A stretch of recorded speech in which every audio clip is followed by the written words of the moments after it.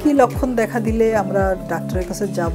ব্রেস্টে যদি কোনো চাকা হাতে লাগে, মেয়েদেরকে বলা হয় 20 বছরের পরে ব্রেস্ট সেলফ এক্সামিনেশন প্রতি মাসে করতে, যাতে নিজের ব্রেস্ট সম্পর্কে একটা ধারণা থাকে। যদি কোনো চেঞ্জ হয় তাহলে অবশ্যই ডাক্তারের সাথে যোগাযোগ করতে হবে। তারপরে ব্রেস্টে যদি কোনো রকম নিপল দেখা যায় যে দেবে যায়, বা নিপল দেখা যাচ্ছে যে নর্মাল যেভাবে ছিল সেটা না, পজিশনটা অন্যরকম হয়ে গেছে, বা নিপলের আশেপাশে খসখসে হয়ে যেমন খোসার মতো উঠছে, এটাও এক ধরনের ক্যান্সারের লক্ষণ। প্যাজেটস ডিজিজ অফ নিপল, এর সাথে ক্যান্সার থাকে।